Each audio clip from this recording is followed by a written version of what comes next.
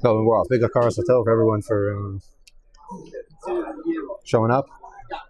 We're gonna jump right in because I don't have that much time. I'm reading from the Mishnah in Avos in Perek Gimel, Mishnah Aleph. Akavya ben Ma'alel Omer, histakel b'shlosha dvarim bi'ata bali de'avera. Person should focus on three things and will not come to sin. Dama ayin basa, from where you have come, ula'ana taholech, and to where you are going. Ulifnei mi'ata oti litein din d'cheshbon, and before whom will you give a calculation on all of your actions. Na'ayin basa, from where have you come? From mitipa srucha, from a putrid drop. Ula'ana taholech, and to where are you going? L'mokom ofa rima v'tolea, to a place of dust and rot. Ulifnei mi'ata oti litein din d'cheshbon, and before whom will you give an accounting? Ulifnei melech Malchei Hamalachim HaKadosh Baruch Hu, before the Holy One, King of Kings, blessed be He. We are now going into the parsha, which will be reading the well-known Klolos of Mishnah Torah. Klolos of Mishnah Torah, in contrast to the Klolos of Sefer Vayikra, do not have a happy ending. They end off bluntly, that you will be sold on ships to your captors, Ve'in Koneh. And you're going to be so despised and downtrodden, no one's going to even want to buy you. That's it. That's the end of the story. And we find the preamble to the intensity of these klolos. The intensity of these klolos are seemingly a set of halachos that have very little to do with the klolos themselves. However, with a brief analysis, we see that they have everything to do with the klolos. Indeed, the lead-in to the klolos of Parshas Kisava are giving us an insight into what things are supposed to look like. Where the klolos are how bad things can deteriorate. The lead-in mitzvos are telling us what the ideal picture can and is supposed to look like. When you come to the land, you will take from all of the land, the fruit of the land. The fruit of the land meaning the fruit that is unique to the land, the Shivas Haminim. Right? The Samta Batena, and you will put it into your basket. And you will bring it to the place that God has chosen to dwell in, to put His name there. And the Kohen will take your basket from your hand. And this is the declaration. We know that in mitzvahs to Bikurim, the Mishnah in Bikurim tells us there are two mitzvahs of Bikurim. Hava, the Kriya, Mevi v'Kore. There are some people that are obligated in the mitzvah of Bikurim that they bring, but they don't make the declaration. Right? For example, people that grew the fruit on land that doesn't belong to them. They bring the fruit, but they don't make the declaration. So these are two distinct mitzvahs. Mevi v'Kore. And this is what you read. And we're all familiar with this. Because this is, as we know, these psukim are the central feature of Seder Leil HaPesach. The Rambam says in Perek Zayin of Hilchos Chometz U'Matzah that the Kol HaMarbe Lidrosh B'Psukei HaBikurim Harezim Meshubach. In the same way, the Kol HaMarbe L'Saber B'Yetzias Mitzrayim Harezim Meshubach. Kol HaMarbe Lidrosh B'Psukim Elu. Anyone who expounds, the more that they expound on these psukim, the better. And what's the declaration? That my father, who was a lost Aramean, went down to Mitzrayim and he dwelled there and he became a big nation. And we went through horrible tribulations. We were enslaved for the better part of 2 generations, right? For 90 years. God took us out of that place miraculously and brought us to this place. And now, and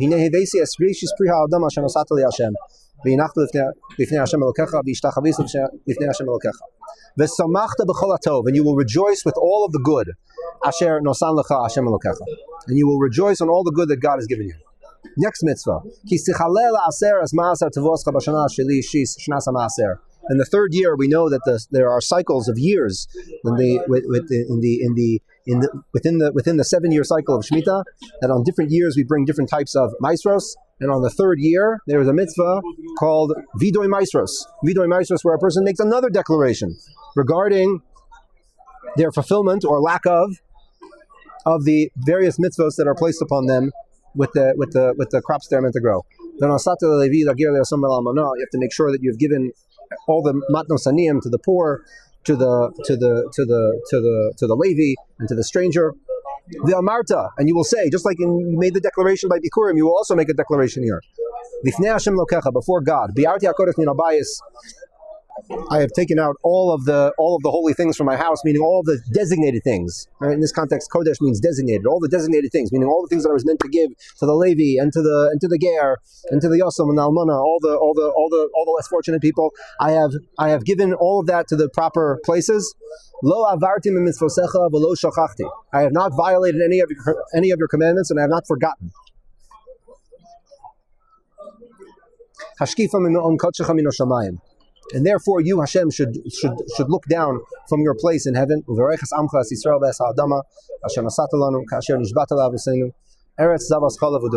you should look down on the earth, not the land, on the earth. What's the difference between Eretz and Adama? What's the difference between Eretz and Adama? Eretz means a location, a geographical location. Adama means the earth itself, the actual soil, right? The places you can dig your hands into. Right? We should bless the Adama, like you have sworn to our forefathers. One of the primary features that we see in the Klolos, which is highlighted by all the Mefarshim and in Chazal, that all of these Klolos come about.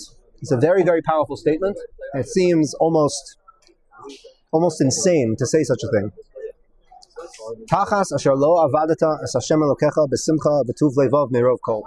That all of these klolos, every single one of them, that people are going to be eating the flesh of their own offspring in just like Holocaust level calamity.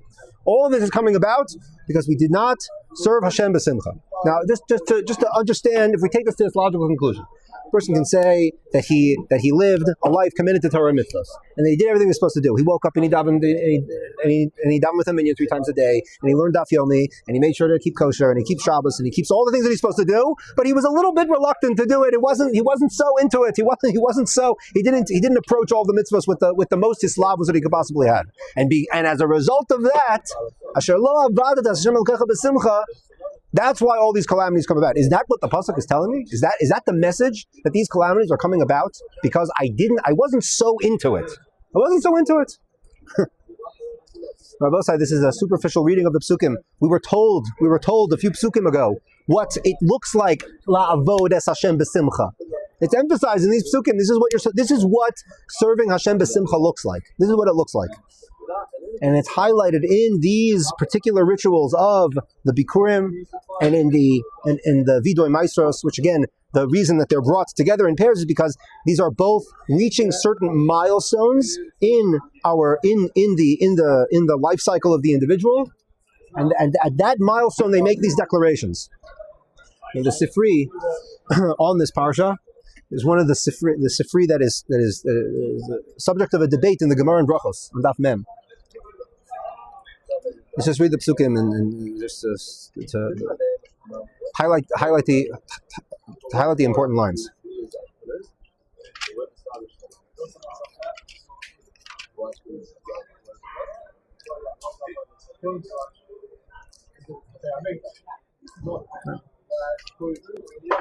The pasuk says, this is what you have to declare before God. I have taken out all of the designated things from my house and I've given them to the people that are supposed to receive them. I did not violate any of your commandments. And I did not forget. Says the Sifri, I did not violate any of your mitzvahs. What does that mean? It's redundant. If I didn't violate any of the mitzvahs, what does that mean? I didn't forget. Obviously, because I fulfilled everything, that means I didn't forget anything. What does it mean, lo shachachti? Says the Sifri, lo shachachti melazkir es shimcha alav. I did not forget to declare your name on all of the mitzvahs that I do. This is the source of Chazal for the institution of Birkas HaMitzvos, what we call Birkas HaMitzvos.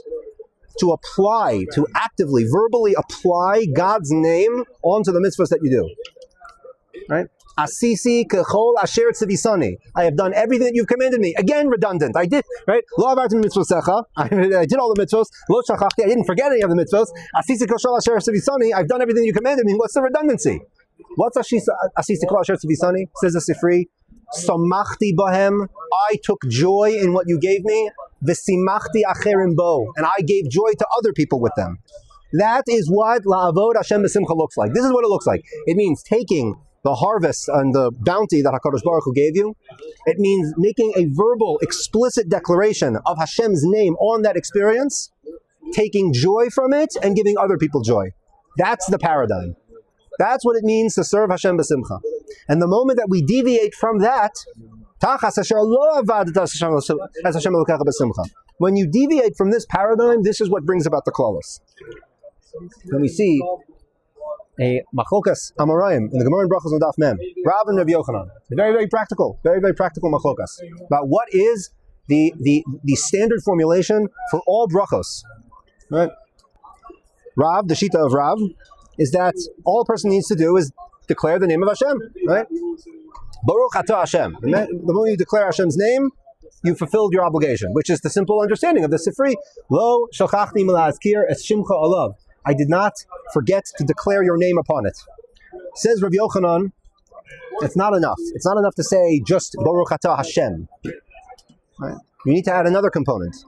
Lo shachachti milazkir es shimcha umalchusecha, and your kingship. Your kingship.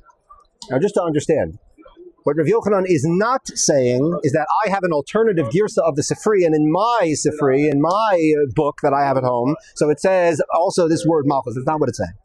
What it's saying is that Rav Yochanan is highlighting that what it means to declare or to apply Hashem's name on something, it means this component of Malchus as well.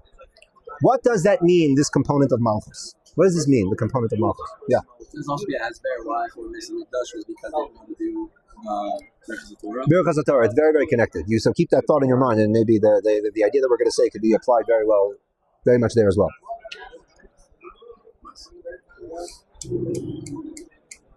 It's very, very easy for us to take for granted that the mixing of the two themes that come to bear when we are introduced to the fact that HaKadosh Baruch Hu, the first story that we hear about in the Torah is that HaKadosh Baruch Hu brought the world into being.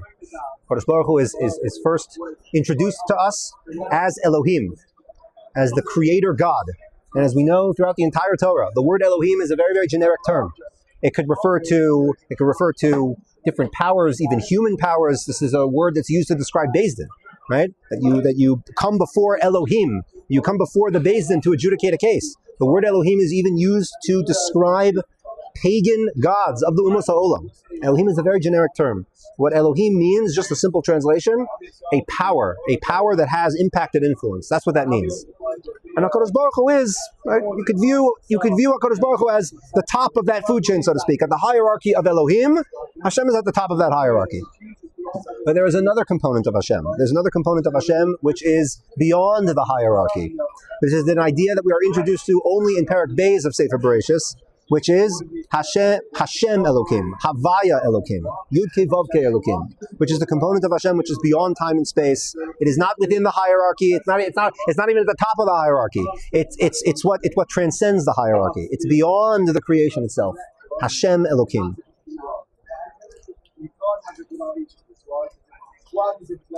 The idea of Malchus Shamayim, put very simply, we'll skip to the punchline.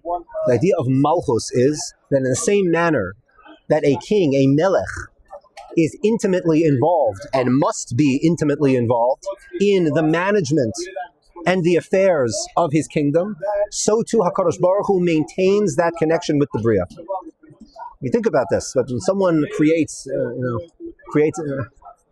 let's take a mundane example. When an architect builds a building, he doesn't sign a contract that he's going to now take on the responsibility of maintaining that building and managing it and dealing with the tenants forever. That's not part of the deal. I built the building and I'm done. I'm hands off. The dynamic of HaKadosh Baruch Hu in his relationship with the Bria is not just Elohim, Bereshis bara Elohim, that in the beginning God created, He made this beautiful world, this beautiful clockwork of ecosystems, but rather that HaKadosh Baruch Hu remains and wants to remain intimately involved and connected with the affairs of the Bria perpetually forever. In the Sefer Mitzvahs HaGadol of Rav Moshe Mikutzin, one of the Balei HaTosfos, later Balei Tosfos, approaching the final generation, the second to last generation of Balei Tosfos, wrote what's called the Sefer Mitzvah Sagodol. Someone have a phone? They could pull up the link that I sent. In Mitzvah Samech Daled. Here, you're always going to bring it up. In Mitzvah Samech Daled, the Smag brings the following mitzvah Samech Daled. What is Mitzvah Samech Daled? Lavin Samech Daled specifically, the prohibited commandments. Yeah. Hishamer lecha pen tishkach es Hashem Elokecha. The prohibition of forgetting God. There's a prohibition in the Torah to forget God. What does that mean, to forget God? It means, I forgot that there was a creator. I forgot that there's a transcendent consciousness that brought the world into being, and that we have to answer to. It means something very, very specific. Says the Smag, Azahara, Shelo Yisgo b'nei Yisrael k'Hakadosh Baruch Hu mashpia lehem tova. To not become haughty when God gives them good things and bounty, and to say that it was only by the actions of their own hands that they were able to attain this, and to not give thanks to God for being the source of that result, because of their haughtiness. Batim tovim aleim koltuv, asher lo milisa, ve'achalta v'savata, and you will eat and you will be satiated. Ki shomer lecha pen tishkach es Hashem Elokecha. In other words, Rabbi said, what it means to forget God. What it means to forget God is the belief that HaKadosh Baruch Hu is not intimately involved with all of the details of our existence. That's what Malchus Shamayim means. Malchus Shamayim means in the same way that a king must remain intimately involved with all of the affairs of the kingdom, or else he's not a good king. A king that's a hands-off king, that's completely disconnected from what's going on, he's not a good king. HaKadosh Baruch Hu is the model melech, and he desires to be intimately involved with the affairs of the creation. This is the ultimate yearning that we are moving toward right now in Chodesh Elul, Likrat Rosh Hashanah, where the entire theme is Malchus Shamayim. Malchus Shamayim does not only mean that Hashem is the king, meaning the authority. It doesn't just mean that. That's a consequence. It's a consequence of what Malchus Shamayim means in essence. But Malchus Shamayim means in essence that HaKadosh Baruch Hu remains intimately involved with every single detail of our lives. This fig that I'm now bringing to the Beis HaMikdash, this is a direct result of the desire of HaKadosh Baruch Hu to fulfill his shvuah to the Avos, and that me, as an individual, am a continuity of that promise. That's what that means, Malchus Shamayim. This realization of Malchus Shamayim is the ultimate source of Simcha. As David HaMelech says explicitly at the end of Sefer Tehillim, Shirula Hashem Shir Chadash, Tilaso B'Kal Chasidim. Yismach Yisrael Ba'osav, the Jewish people will rejoice in the one that made them. B'nei Tzion Yagilu B'Malkam. That the ultimate simcha comes from the recognition of Malchus Shamayim. Again, Malchus Shamayim, Perush, that HaKadosh Baruch Hu remains and desires to be intimately involved with every single facet of our existence.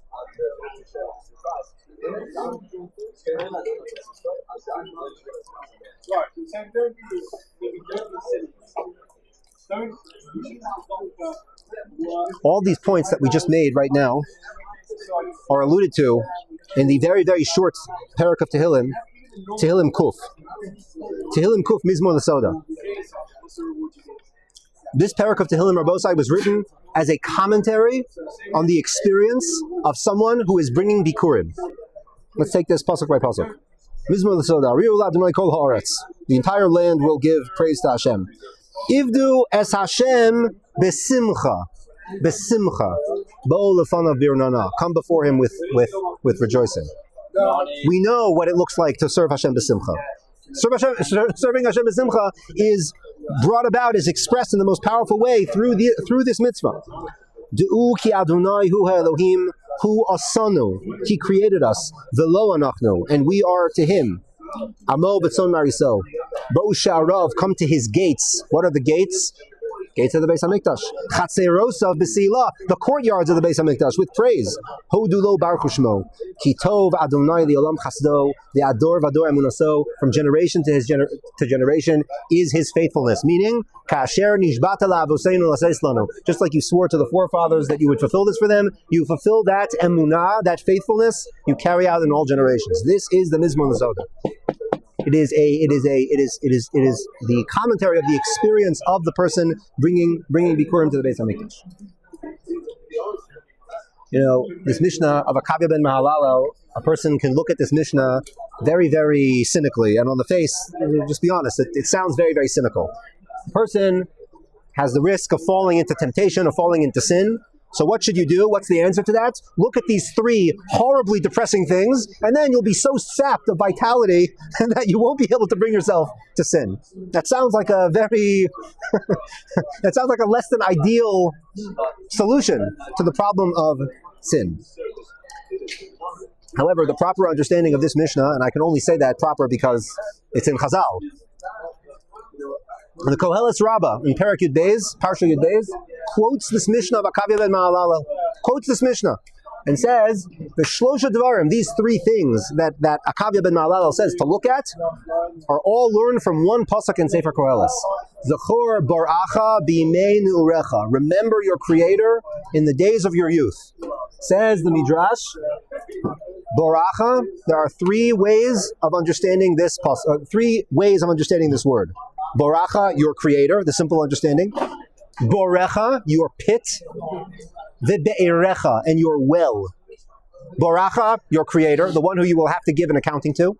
Be'erecha, the pit, meaning the destination. Ve'erecha, and the one where you are drawing from. Thank you. The source from where you are drawing from. The source from where you are drawing from. What Akavya is giving us is a very, very powerful and succinct lesson about how to maintain this consciousness that is being given to us in the mitzvah of Bikurim. If a person comes from nothing, he comes from Tipas Rucha, and he's going to nothing, he's going to Makom Alpha V'Tolea, you came from nothing and you're going to nothing, so what do you have left? What do you have left? All you have left is your Creator. That's all you have. That's all you have. And that realization brings a person to the consciousness where Zelo Shayach, as we would say. It's not relevant for me to possibly, God forbid, violate any of these. This is the foundations of my existence. This is how Malchus Shamayim translates into the authority of Hashem. Yes, of course, Malchus Shamayim, we understand that Hashem is the Melech, He's the dictator, He's the one, dictator, I mean the one who dictates what we should and should not do, right? But this is a Poal Yota, this is a consequence of the consciousness of Malchus Shamayim, that all we have is HaKadosh Baruch Hu. And this is alluded to powerfully, so powerfully, in the Korean Ksiv that we see in Mizmor L'Soda. Right? Hu asanu, He created us, velo anachnu. Two ways of reading that word. Velo anachnu. Velo. With an aleph or with a vav. You could say velo anachnu, meaning God created us and we did not create ourselves. Lo with an aleph. We did not create ourselves.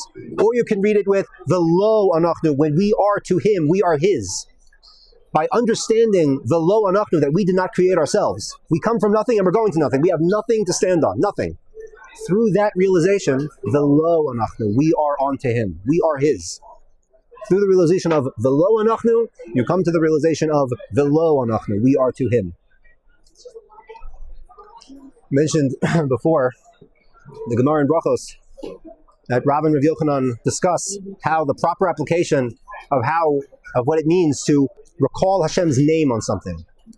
And the halacha is like Rav Yochanan, that it is necessary to say explicitly, to mention explicitly Malchus Shamayim, not just Hashem's name, but also Elokeinu Melech HaOlam. Because it's not enough to just say, yes, there's a God, a transcendent consciousness that brought the world into being. It's not enough. You have to say, no, He's the Melech.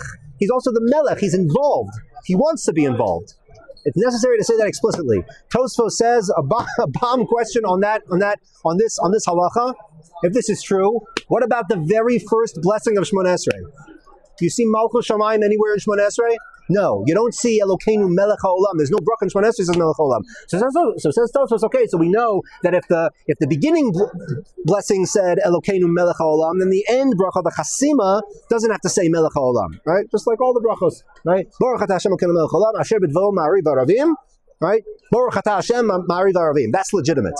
However, even the first blessing doesn't have Elokeinu Melech HaOlam.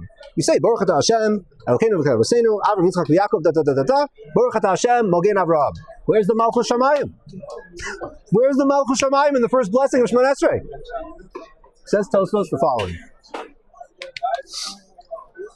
Kevon shehizkir Elohei Avraham. Once a person says the God of Avraham, Ki'ilu hizkir Melech HaOlam. It's as if he said the King of the world.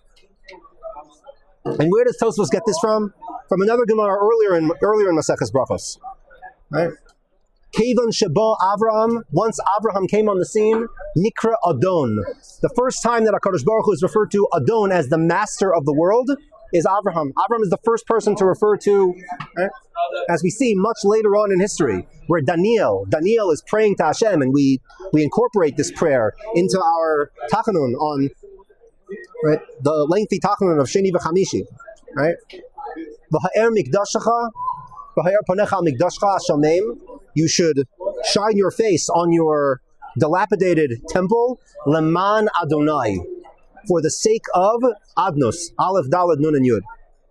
Ask the Gemara, what does that mean? You're talking to Hashem, you're saying, you, Hashem, should have mercy on your dilapidated, on your destroyed house for the sake of Adonai. What is that? That doesn't make sense. You're talking to Hashem. You should do it for the sake. Says the Gemara, Leman Av, for the sake of the forefather, Shekra'acha Adon, that called you by the name Adon, i.e. Abraham. For the sake and the merit of this person that brought Adnos, that brought Malchus Shamayim into the world, for his sake you should rebuild the temple, because that's what the temple is for, to give over. Abraham, his whole career was Vayikra b'Shem Hashem, Vayikra b'Shem Hashem, to make it more and more explicit of HaKadosh Baruch Hu's infinite and perpetual presence and involvement in the world. Laman Adonai. And this is ultimately the consciousness that we are trying to bring in, which is the lead-in to understanding the context of the Klalos.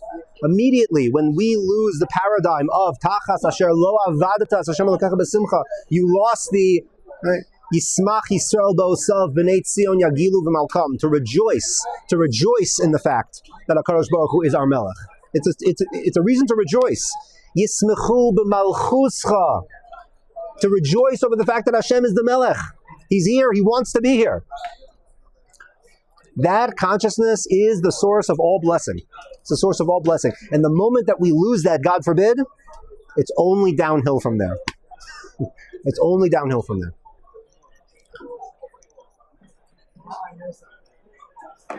Nezvat Hashem, to go into the avoda of reading these clothes, I'll just end off with the story. I know that we're a little bit over time, but now just 30 seconds. I heard this story from someone who witnessed the story, so this is not firsthand, it's secondhand. And with the Admor of Klosenberg, Rav Yekutiel Halberstam, who lost his entire family in the war, he eventually came to Eretz Yisrael and built the entire city of Netanya, including the Leonardo Hospital, which functions still today. And for a brief period of time, there was an interval where he was in Williamsburg before he came to Eretz Yisrael. And the person that witnessed this story was in the Beis Medrash of the Rebbe on Parshas Kisavo, and heard all of the klalos being read in that Beit Midrash. And while the klalos are being read, so the Rebbe gets up in the middle of the klalos, and we know that the custom is that the Balkarei lowers his voice to not say the klalos too loudly. Right? It should be done in a more tsanua fashion. So the Rebbe turns to the Balkari and says, louder, louder. And he thought the Rebbe couldn't hear him, so he spoke a little bit louder. And then a few psukim later, the Rebbe gets up again and says, no, louder, louder. And this process repeats itself 4 or 5 times until the Balkari is screaming the klalos at the top of his lungs. Top of his lungs. And at the end of the klalos, the Rebbe gets up and says, you think any of this scares us? We've seen it all. We've seen it all already. And after the tefillah is over, the Rebbe gets up and he says, "My sisters and brothers, we've seen the klalos, and we've received all of them, and now it's time to receive the bracha. But this is not the place to receive the bracha. This is not the place. We have to go to the place where the bracha is received." Ezrat Hashem. To understand that the bracha is something that is part of the divine plan. Asisi kachol asher tzivizanu. We want to be able to come to Rosh Hashanah, being able to say to HaKadosh Baruch Hu, Asisi kachol asher tzivizanu. I did everything that you asked me. And what did you ask me to do? Lismoach, to rejoice. Lismoach acherim ba, and to give rejoicing to other people. We want to be able to say that confidently. Bezrat Hashem.